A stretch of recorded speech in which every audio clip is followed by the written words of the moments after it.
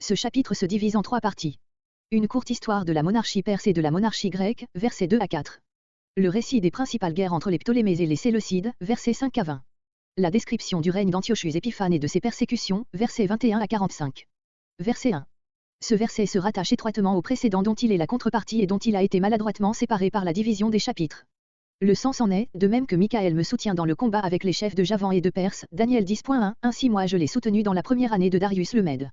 Les mots auprès de lui se rapportent donc à Michaël et non à Darius le Mède, qui n'est mentionné ici que d'une manière incidente et pour préciser le temps. Pourquoi Michaël, le chef d'Israël, devait-il à ce moment lutter pour les intérêts de son peuple et pourquoi avait-il besoin de l'assistance de l'ange de l'Éternel? Il suffit, pour répondre à cette question, de rappeler les faits du chapitre 6 et du chapitre 9. Il s'agissait alors de la position que la nouvelle dynastie médo-perse prendrait vis-à-vis du peuple d'Israël. La conduite bienveillante de Darius, racontée au chapitre 6, ainsi que les événements qui préparèrent la fin de la captivité d'Israël, furent le résultat obtenu par les deux invisibles champions qui avaient pris en main la défense du peuple de Dieu. Celui-ci peut donc regarder l'avenir avec confiance, malgré les ennemis qui l'entourent. Ceux qui sont avec lui sont plus forts que ceux qui sont contre lui, parce que la cause qu'il représente est celle du salut du monde. Verset 2. Versets 11.2 à 12.3 La révélation proprement dite. Cette prédiction reprend, pour la développer, la vision du bélier et du bouc et l'explication qui en avait été donnée à Daniel, Daniel 8.19-25. Elle esquisse d'abord en quelques traits l'histoire de la monarchie perse et de la monarchie grecque jusqu'au morcellement de l'empire d'Alexandre, puis elle décrit longuement les luttes entre deux des dynasties issues de cet empire, celle des Ptolémées et des Séleucides, qui se disputaient la possession de la Palestine. Elle raconte ensuite les entreprises d'Antiochus contre la religion et le culte des Juifs et annonce enfin, après ce temps de calamité, la délivrance finale du peuple de Dieu. L'ange, sans mentionner aucun nom propre, caractérise avec tant de précision et de si minutieux détail une série de rois, leurs relations et leurs guerres, que nous pouvons, l'histoire en main, indiquer trait pour trait le sens de ce tableau. Versets 2 à 4 esquisse de l'histoire des monarchies perses et grecques. L'auteur ne parle que de 4 rois de Perse, Cyrus, Daniel 10.1, Cambyse, Darius et Xerxès. On ne peut néanmoins en conclure qu'il ne connaissait pas les successeurs de Xerxès jusqu'à Darius III Codoman, que vainquit Alexandre. Seulement l'expédition de Xerxès est pour lui le fait capital dans l'histoire, parce qu'elle a eu pour contrepartie l'expédition d'Alexandre, qui a renversé le royaume de Perse et fondé la monarchie grecque. Le règne de Xerxès marque donc en même temps l'apogée de la puissance perse, commencement de son déclin. Après le choc de ce royaume avec la Grèce, à Salamine, le centre de l'histoire se déplace et se transporte dans la troisième monarchie. Il soulèvera tout. Ce mot tout se rapporte à la mention précédente des richesses de ce roi et de la force acquise par leurs moyens, il mettra tout cela en œuvre contre le royaume de Grèce. Le royaume de Javan est appelé un royaume par anticipation, car ce n'est que plus tard que les divers États dont il se composait à ce moment furent réunis pour former un seul royaume sous le gouvernement du roi de Macédoine. Verset 3. Un roi, vaillant guerrier, Alexandre le Grand. Comparé pour la valeur guerrière de ce conquérant le passage parallèle Daniel 8.5, Daniel 8.21. Qui aura une grande puissance. Comparé Daniel 2.39, Daniel 8.5-8. Verset 4. Dès qu'il sera élevé. Le démembrement de ce royaume suivra de près le triomphe de son fondateur. Se brisera. Ce démembrement ne sera pas l'œuvre d'un autre conquérant, mais l'effet de la mort subite d'Alexandre, qui entraînera le partage de la monarchie macédonienne. Aux 4 vents des cieux, comme Daniel 8.8. À ses descendants. Deux traits nouveaux dans la prophétie de ce chapitre, aucune des parties de ce royaume n'appartiendra aux descendants d'Alexandre, et aucun de ses successeurs n'aura une puissance égale à la sienne. Comparez Daniel 8.22, mais ils n'auront pas sa force. Sera déraciné, du sol de sa famille. Et reviendra à d'autres qu'à eux, qu'à ses héritiers légitimes, qui moururent de mort violente peu après Alexandre lui-même. Verset 5. Versets 5 à 20 Les principales guerres des Ptolémées et des Séleucides. L'auteur ne s'occupe que de 2 des 4 royaumes qui formèrent la succession d'Alexandre, à savoir l'Égypte et la Syrie. La raison en est que le peuple d'Israël, qui jusqu'alors a joui d'un repos relatif, se trouve maintenant entraîné dans les vicissitudes du conflit qui s'élève entre ces 2 royaumes. Versets 5 à 9 Les entreprises des rois d'Égypte contre les rois de Syrie. Le roi du Midi, de l'Égypte, situé au midi du pays de Canaan, les rois de Syrie sont désignés par l'expression de « roi du septentrion ». Ce roi du Midi est Ptolémée, fils de Lagus, le fondateur du royaume des Ptolémées. Ainsi que l'un de ses généraux, c'est Séleucus, surnommé Nicator, qui, d'abord l'un des généraux de Ptolémée, se rendit ensuite indépendant et fonda l'empire gréco-syrien, désigné sous le nom d'empire des Séleucides, il s'étendait de la Phrygie jusqu'à l'Indus. Depuis ce moment, la Syrie et l'Égypte furent toujours en guerre, et, comme la Palestine est située entre ces 2 pays, les Juifs tombaient tantôt sous la domination de l'Égypte, tantôt sous celle de la Syrie, selon que l'une ou l'autre de ces puissances était la plus forte. Verset 6. Ils s'allieront. En l'an 218 avant Jésus-Christ, une alliance suspendit momentanément les hostilités entre le roi du Midi et le roi du Septentrion. Le roi d'Égypte, Ptolémée de Philadelphe, donna en mariage sa fille Bérénice au roi de Syrie Antiochus de Théoès, en l'obligeant à répudier sa femme Laodicée et à déshériter les enfants de celle-ci. Une portion de la Palestine fut accordée comme dot au roi de Syrie. Elle ne conservera pas l'appui d'un bras. Elle ne conservera ni l'appui d'un bras, c'est-à-dire de son père, ni son propre bras, c'est-à-dire son époux. Ceux qui l'avaient amené, les personnes nommées immédiatement après, son père et son époux. Voici le commentaire historique de cette prédiction. Dès que Ptolémée Philadelphe fut mort, Antiochus répudia sa fille Bérénice et reprit Laodicée. Celle-ci, rétablie sur le trône, se vengea de l'affront qu'elle avait subi en empoisonnant son mari et en faisant mourir la princesse égyptienne avec son fils. Ainsi l'accord que Ptolémée s'était proposé d'établir par ce mariage fut brisé et la guerre éclata de nouveau. Verset 7. Et un rejeton de ses racines, un rejeton sortant de la même racine qu'elle, Ptolémée III Évergète, frère de Bérénice et successeur de Ptolémée Philadelphe, il se leva, à la place de son père, pour venger la mort de sa sœur. Il marcha contre Séleucus Callinicus, fils d'Antiochus Théoès, fit mourir Laodicée et s'empara d'une grande partie de la Syrie et de la Cilicie. Verset 8. L'enlèvement des images des dieux est le signe d'une victoire complète, Ésaïe 46.12, Jérémie 48.7. Ptolémée, apprenant qu'une sédition s'était élevée en Égypte pendant son absence, y revint chargé d'un riche butin consistant en 40 000 talents d'argent, des vases précieux et 2500 images de fonte. Parmi ces dernières se trouvaient les idoles égyptiennes que Cambyse avait autrefois emportées d'Égypte en Perse. Le peuple, très attaché à ces idoles, fut si heureux de leur retour qu'il donna à Ptolémée le surnom d'Évergète ou bienfaiteur. Justin affirme qu'il se serait emparé de tout le royaume de Séleucus si les circonstances ne l'avaient pas rappelé en Égypte. Ce roi se montra bienveillant pour les Juifs. Verset 9. Celui-ci, le roi du Septentrion, Séleucus Callinicus, qui, voulant prendre sa revanche, envahit à son tour l'Égypte mais dut rentrer dans son pays, après avoir essuyé une grande défaite. Verset 10. Verset 10 à 20 Les guerres d'Antiochus le Grand contre l'Égypte. Ses fils. Les fils de Séleucus Callinicus, Séleucus III Séronus et Antiochus III le Grand. Le premier étant mort pendant les préparatifs de l'expédition, son frère poursuivit seul la guerre contre Ptolémée Philopator, fils d'Évergète. L'un d'eux arrivera et débordera, comme un torrent, même expression que Ésaïe 8.8. Il envahira et poussera. Antiochus pénétra jusqu'à la ville de Dura, près de Césarée, où il accorda à Ptolémée une trêve de 4 mois. À l'expiration de cette trêve, il recommença la guerre, s'empara de la Phénicie et de la Palestine et s'avança jusqu'à la forteresse de Raphia, établie non loin de Gaza, sur la frontière d'Égypte. Verset 11. Irrité par les succès de son adversaire, Ptolémée Philopator secoua son apathie, entra en campagne et défit complètement Antiochus à la bataille de Raphia, 217 avant Jésus-Christ. Et cette troupe lui sera livrée. 10 000 hommes de l'armée du roi de Syrie furent tués et 4 000 faits prisonniers. Verset 12. Au lieu de poursuivre ses avantages et de se rendre maître de la Syrie, Ptolémée, se livrant à la débauche, fit la paix avec Antiochus. Grâce à son indolence voluptueuse, il perdit le fruit de sa victoire. Verset 13. 14 ans après la bataille de Raphia, Antiochus, fortifié et enrichi par d'heureuses campagnes en Perse, en Judée et en Asie mineure, renouvela, à la tête d'une armée considérable, la guerre contre Ptolémée Épiphane, fils de Philopator, âgé seulement de 5 ans et il reconquit les provinces qu'il avait perdues. Verset 14. Beaucoup de gens.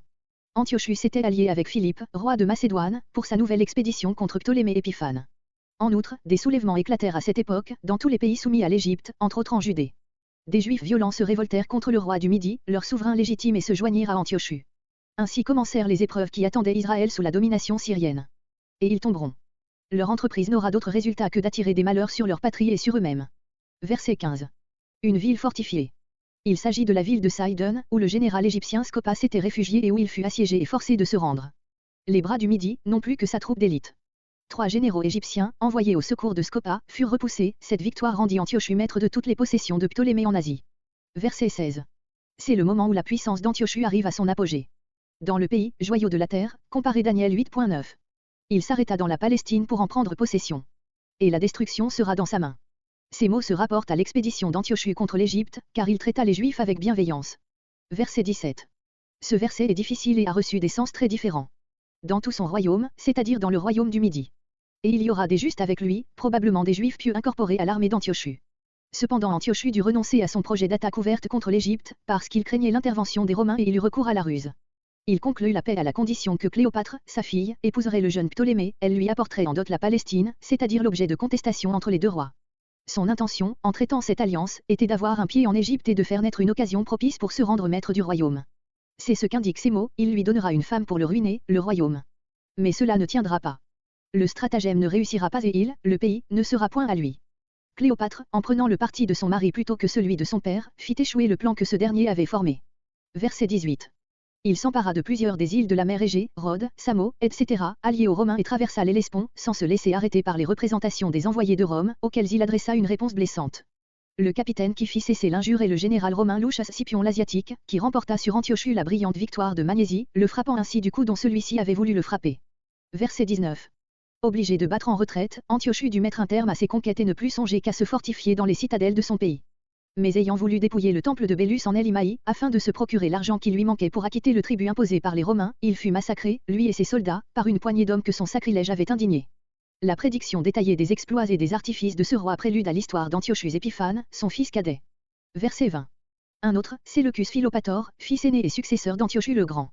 Son règne ne présenta rien de remarquable et le seul trait qui en soit mentionné ici est l'envoi d'un de ses ministres, Héliodore, comme exacteur dans le lieu qui est la gloire du royaume, c'est-à-dire à Jérusalem, pour piller le trésor du temple et se procurer des ressources.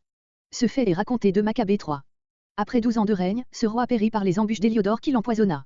Sa mort subite, en quelques jours il sera brisé, n'eut donc lieu ni dans une querelle violente, par colère, ni dans une bataille, en guerre. Verset 21.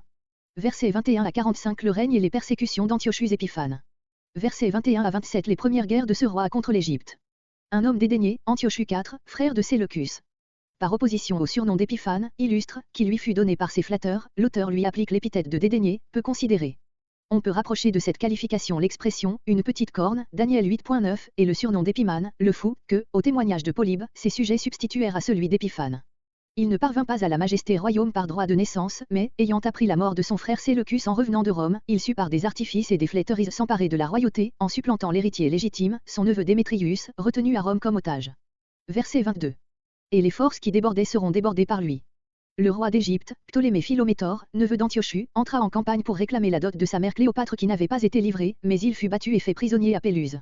Le chef de l'Alliance, probablement le souverain sacrificateur Onios III, qui était le chef politique et religieux du peuple de l'Alliance et qui fut destitué par Antiochus. Verset 23. Cependant Antiochus, feignant d'avoir de l'amitié pour le jeune Ptolémée, son neveu, déclara que son dessein était de le remettre sur le trône. Sous ce prétexte il entra en Égypte avec une armée peu nombreuse, s'empara du pays jusqu'à Alexandrie. Ce fut sa première campagne contre l'Égypte, 173 avant Jésus-Christ. Verset 24. Sans bruit, dans la plus riche province. Avant que les Égyptiens, pris à l'improviste, se fussent mis en état de défense, Antiochus occupa la Basse-Égypte, dont l'extraordinaire fertilité est connue et il fit des largesses à ses partisans et aux Égyptiens, comme n'en avaient jamais fait ses prédécesseurs toujours à court d'argent. Comparé à Maccabée 3.20. Il s'empara de plusieurs forteresses, Alexandrie lui résista avec succès. Verset 25. Verset entre 25 et 26. Seconde campagne contre l'Égypte, 171 avant Jésus-Christ. Le roi du Midi était Vergète de Oufiscon, frère de Philométor, qui avait été proclamé roi par les habitants d'Alexandrie, à la place de son frère tombé dans la dépendance d'Antiochus. Celui-ci prétendait toujours combattre dans l'intérêt de l'aîné de ses neveux, mais avec l'intention secrète de le frustrer du fruit de sa victoire. Physcon fut vaincu ensuite d'une trahison ourdie par Antiochus. Verset 27. Les deux rois ne sont pas les deux frères, mais Philométor et Antiochus, lesquels, alliés ostensiblement contre Physcon, chercheront dans leur cœur à se tromper l'un l'autre. Ces mots, assis à la même table, ils se diront des mensonges, font allusion à un fait qui ne nous est pas connu. Les mensonges consistaient sans doute dans des témoignages d'affection et de confiance qui n'étaient sincères ni d'un côté ni de l'autre. Mais cela ne réussira pas. Aucun des deux ne réussira à anéantir l'autre et la raison de leur insuccès est indiquée dans les mots suivants, car la fin viendra au temps marqué, la mort d'Antiochus. Ce qui ne réussira pas, sera leur entreprise contre Physcon, qui conserva Alexandrie et la couronne d'Égypte. Verset 28. Versets 28 à 35 Les persécutions d'Antiochus contre Israël. De grandes richesses, le butin emporté d'Égypte. Mais ce butin ne lui suffisant pas, il prend la résolution de piller le temple de Jérusalem. L'Alliance sainte, la nation israélite. Et il le fait. Le récit du pillage du temple et des cruautés commises par Antiochus dans cette circonstance nous est donné à Maccabée 1.20-29, de Maccabée 5.11-17. Verset 29. Troisième campagne contre l'Égypte, 170 avant Jésus-Christ. Elle était dirigée contre les deux frères, Philométor et Physcon, qui s'étaient réconciliés et régnaient conjointement, mais cette dernière expédition ne fut pas couronnée de succès comme la première. Verset 30. Kittim. Nom de l'île de Chypre qui servit plus tard à désigner en général les îles et les côtes de la Méditerranée. Il s'agit ici des navires romains, portant l'ambassadeur Popiliulana. Et il faiblira. Antiochus dut se soumettre au décret du Sénat qui lui enjoignait de quitter l'Égypte. Son courroux, qu'il n'avait pu satisfaire contre l'Égypte, se tourna de nouveau contre Israël. Et il s'entendra, avec ceux qui abandonnent l'Alliance sainte. Un parti d'apostats juifs, parmi lesquels se trouvait Ménéla, seconda le roi dans ses entreprises contre leur religion et contre leur pays. Verset 31. Et des forces levées de sa part. Une troupe de 22 000 hommes, sous la conduite d'Apollonius, un des généraux d'Antiochus, fut détachée de l'armée en retraite et envoyée à Jérusalem. Le sanctuaire, la forteresse, le temple, qui était fortifié, ou, au sens spirituel, le temple envisagé comme la forteresse spirituelle du peuple de l'Alliance. Le sacrifice perpétuel. Comparez Daniel 8.11, Daniel 9.27. L'abomination du dévastateur, l'idolâtrie d'Antiochus. Le temple fut consacré à Jupiter Olympien et l'autel de ce dieu placé sur l'autel d'Héra à la Costes. 1 Maccabée 1.55, 2 Maccabée 6.2. Verset 32. Il séduira par des flatteries les violateurs de l'Alliance, ce dont il a été question au verset 30. Mais le peuple prendra courage et agira, c'est-à-dire qu'il tiendra ferme et qu'il résistera au tyran. 1 Maccabée 1.65, etc. Verset 33. Ceux qui rendent intelligents, ceux qui exercent une autorité parmi le peuple et qui ont la mission d'instruire les prêtres en particulier, Deutéronome 33.10, Malachie 2.7. Ils encourageront le peuple à la fidélité et l'affermiront dans le service de Dieu, comme Matthathia et ses fils. Ils seront abattus, eux et ceux qui les auront suivis, 1 Maccabée 1.57, 1 Maccabée 2.38, etc. Un certain temps. La persécution dura 3 ans et demi. Verset 34. Un peu secourus. Les révoltés remporteront quelques succès, mais pas assez pour mettre un terme à l'oppression. Plusieurs, avec de beaux semblants. Plusieurs se joignirent à eux, non par patriotisme, mais par crainte de la sévérité avec laquelle Judas Maccabée traitait ceux qui paraissaient faiblir, 1 Maccabée 2.14, 1 Maccabée 3.5, 1 Maccabée 3.8. Verset 35. Le but que Dieu se proposait par de si sanglantes persécutions était la purification de son peuple. Une Pierre 1.7.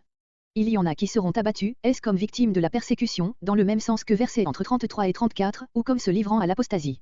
Une épreuve parmi eux, pour les purifier. Dieu voulait donner aux partis fidèles l'éclat de la sainteté, soit par l'exemple de dévouement donné par ses martyrs, 1 Maccabée 9.17 et suivant, soit par le triage résultant de la désertion des hypocrites. Jusqu'au temps de la fin, jusqu'au terme des persécutions et à la mort d'Antiochus. Verset 36. Versets 36 à 39. Le mépris d'Antiochus pour Dieu et en général pour tous les dieux. Tout ce qui lui plaira. Sa volonté sera la seule règle de ses actions. Il se lèvera, au-dessus de tout Dieu, de tous les dieux nationaux des peuples de son empire, et même de celui des Juifs, le Dieu des dieux. Jusqu'à ce que la colère soit consommée. D'après Daniel 8.19, il s'agit de la colère de Dieu se servant d'Antiochus comme d'une verge pour châtier son peuple, d'après le verset 35, pour le purifier par ce châtiment. Saint Paul s'est servi d'une partie des traits de ce tableau pour décrire l'homme de péché, 2 Thessaloniciens 2.3. Aussi les anciens commentateurs ont-ils cru que toute cette fin de chapitre se rapportait directement et exclusivement à l'Antéchrist. Mais le contexte ne permet pas cette application. Verset 37. Il n'aura égard ni au Dieu de ses pères. Le trait de son caractère relevé ici est l'impéité à l'égard même des dieux de Grèce et de Syrie adorés par ses ancêtres. La divinité favorite des femmes, la déesse Anaïti ou Milita des Babyloniens, appelée Nanda, de Maccabée 1.13, en Syrie, identique avec la reine du ciel déesse de la fécondité, Jérémie 7.18. Antiochus avait essayé en Élimaï de piller un temple consacré à cette déesse. 1 Maccabée 6.1. À aucun dieu. Il s'élève au-dessus de tous les dieux nationaux adorés jusqu'alors autour de lui, mais, comme le montre le verset 38, pour introduire le culte d'un dieu étranger qui s'identifie pour lui avec la force militaire. Verset 38. En son lieu, soit en lui envoyant des offrandes au Capitole, soit en lui construisant un temple à Antioche. Le dieu des forteresses, Jupiter Capitolin, qu'eut Antiochus honore particulièrement et dont il voulut rendre le culte obligatoire en Syrie et en Judée. Verset 39. C'est sous les auspices de ce Jupiter Capitolin, le dieu étranger, qu'eut Antiochus marchera contre les forteresses. Aussi comblera-t-il d'honneur ceux qui avec lui adoreront ce dieu. Des Juifs même, tels que Ménéla et Gésone, bénéficiaires de la prodigalité d'Antiochus. Verset 40. Versets 40 à 45 les dernières entreprises et la ruine d'Antiochus. Au temps final, à la fin du temps d'épreuve, annoncé au verset 35. Il ne s'agit donc pas dans les versets 40 à 45, comme le prétendent plusieurs commentateurs, d'un résumé historique des événements du règne d'Antiochus, mais d'une nouvelle et dernière guerre. Le roi du Midi se heurtera avec lui. Aucun écrivain ne fait mention de cette 4e expédition d'Antiochus en Égypte, si ce n'est Porphyre.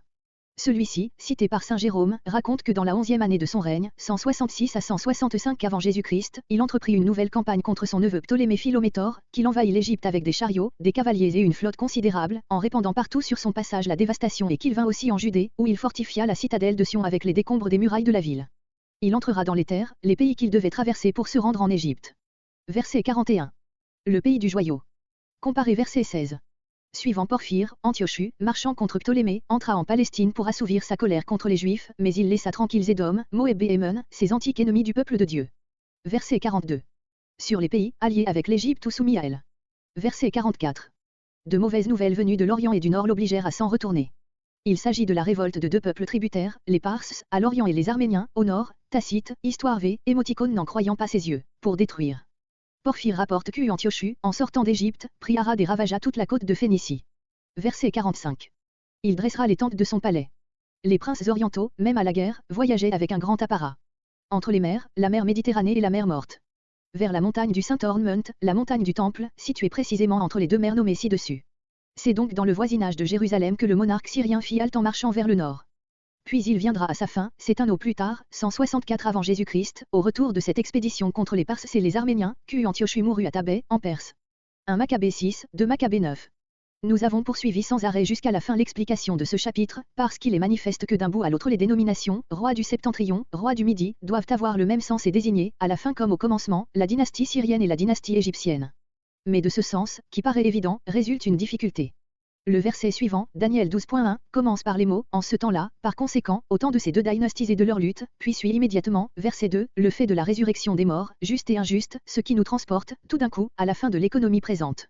On comprend donc que plusieurs commentateurs se soient efforcés de trouver dans le cours du chapitre 11 un point où l'on put passer du personnage d'Antiochus Épiphane à celui de l'Antéchrist proprement dit, qui doit paraître à la fin des temps actuels. De cette manière, le « en ce temps-là » de Daniel 12.1 pourrait désigner en effet l'époque finale qui précédera immédiatement la résurrection. C'est entre les versets entre 35 et 36 que l'on a cherché le plus souvent à placer cette transition. À ce moment de la prophétie, dit-on, le premier Antéchrist, Antiochus, se confond tout à coup avec le dernier, ou, mieux encore, devient insensiblement le type de celui-ci, et c'est ainsi que l'on croit pouvoir dire avec un interprète connu, expliquant Daniel 12.4, en ce temps-là, c'est-à-dire, durant les 3 ans et demi du règne de l'Antéchrist.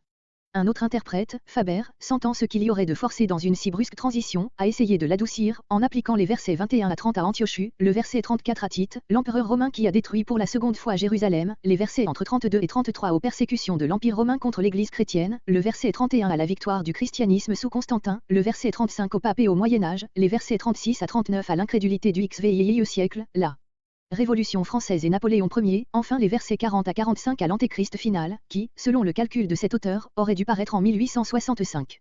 Mais le contexte ne supporte aucune de ces tentatives d'explication, puisqu'il n'offre pas le moindre vestige de lacune ou d'interruption. Si, en particulier, le verset 35 devait terminer l'histoire d'Antiochus, c'est à ce moment-là que sa fin, clairement décrite au verset 45, devrait être placée.